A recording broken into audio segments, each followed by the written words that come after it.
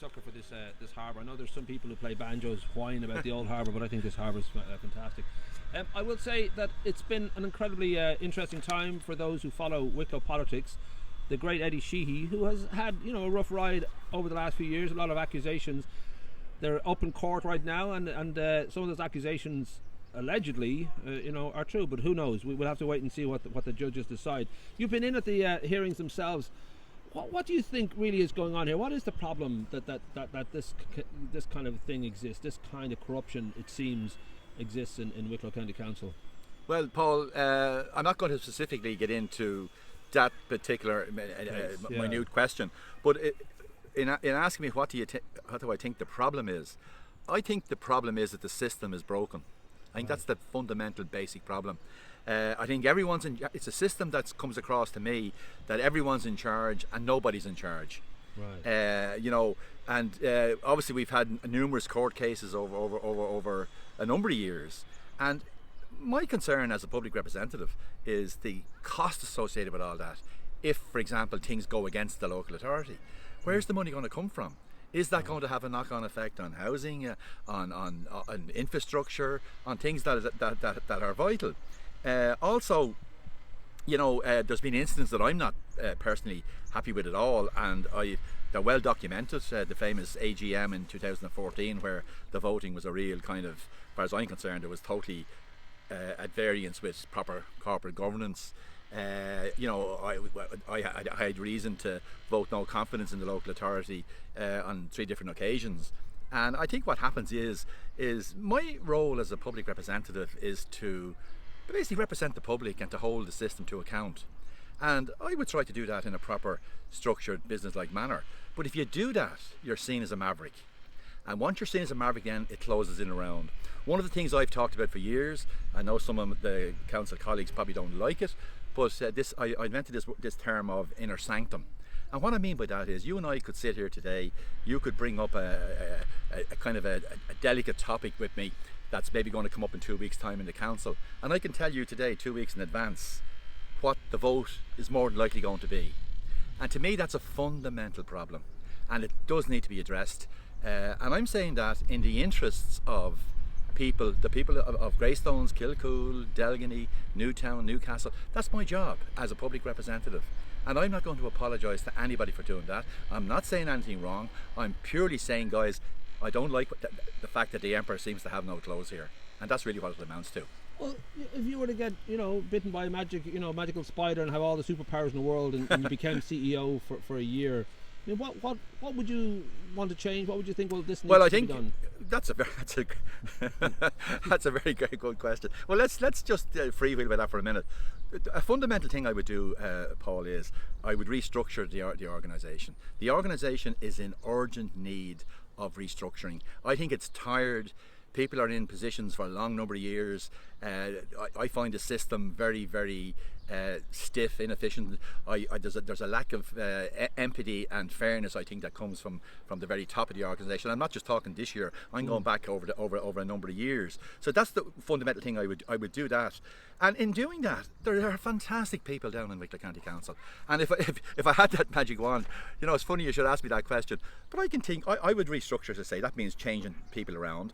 And there are three particular women in Wicklow County Council that I can think of right now as you're talking to me, and I would promote them. up to a senior level. I think they've got tremendous skill sets. I think they would make a fantastic contribution, and I think it needs that kind of freshness.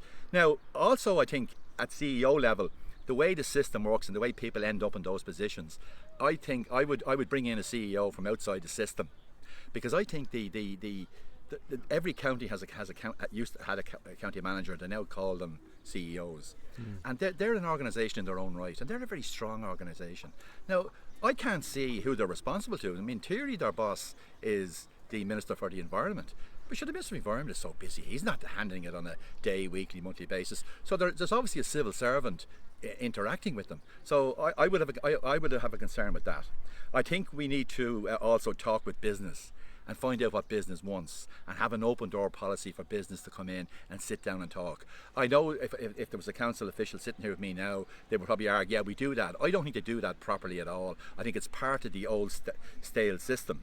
And I think that we need to make enterprise more commercial in the county, because Wicklow, Paul, has so much to offer.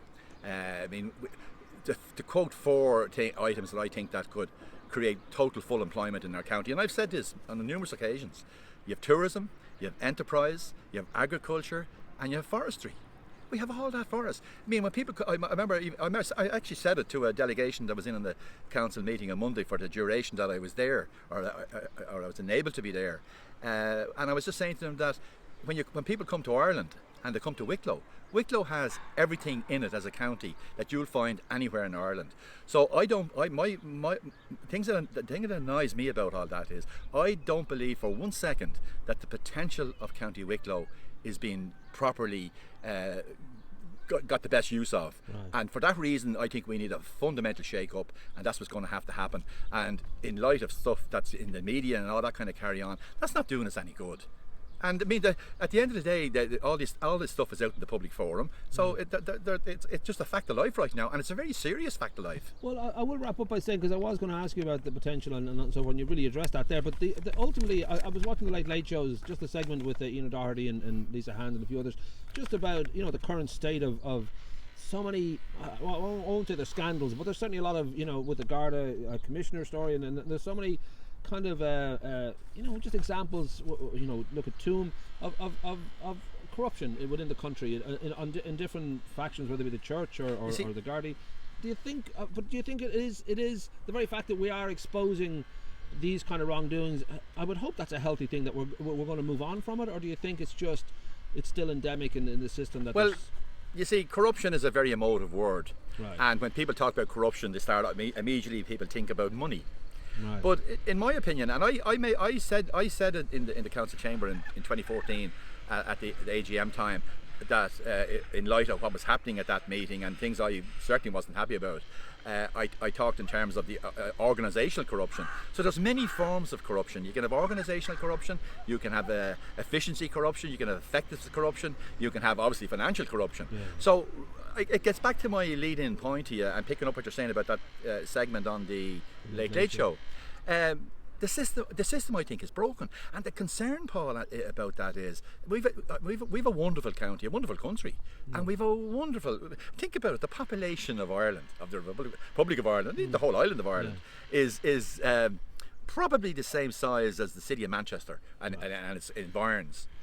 Now, my goodness, if we cannot turn that into a haven of positivity, enterprise, employment, have everybody being treated fairly, and being able to make sure nobody is homeless, nobody's without a house, nobody's without a job, our hospital system is in proper shape. I mean, I just think it is so crazy what's going on, and those things can't be done. So really, I would just think that if things like accountability, transparency, those kind of issues were faced up to, because Paul, the bottom line is, if we don't face up to that, it's a serious threat to our democracy, and that's a serious problem.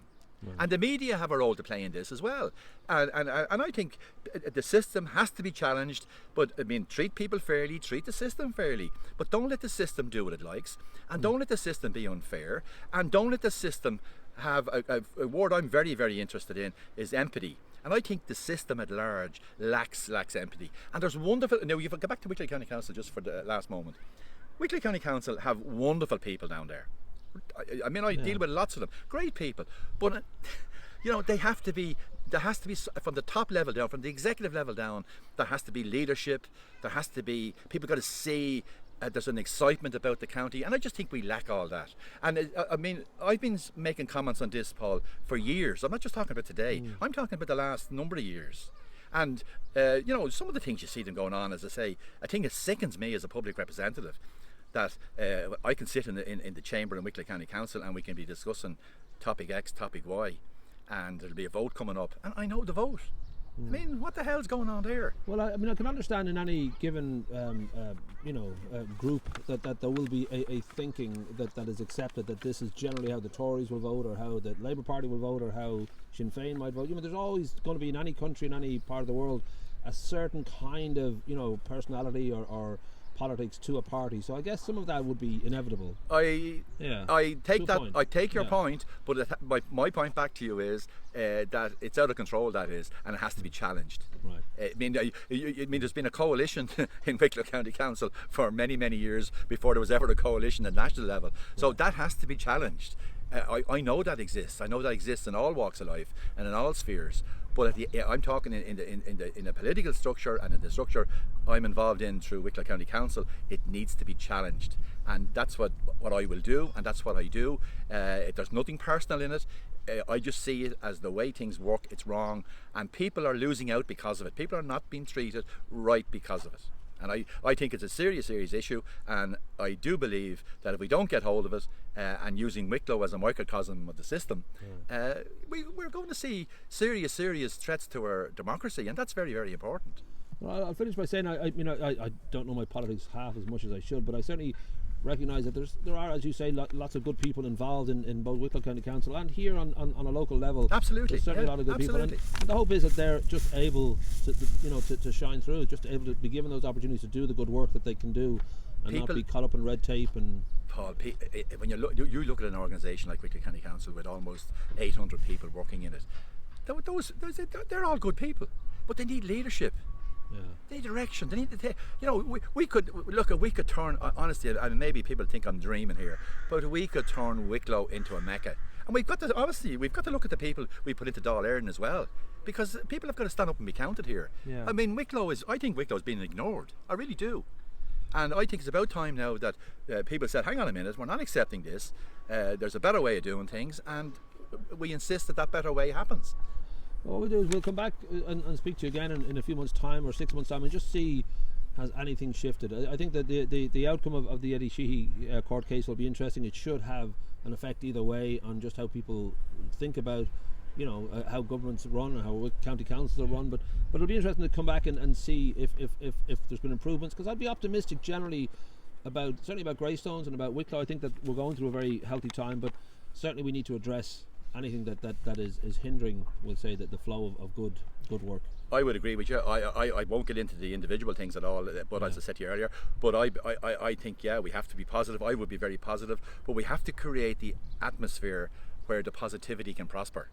That's very, very important, and I think there are barriers at the moment within our system that stops positivity and all this thing happening, and we got to deal with that, and we got to stand up and be counted and say it. But also I mean collectively as an authority, and I'm talking about the public membership, the public members of that authority have got to say, hang on a minute guys and girls, what's going on here? We can't accept this.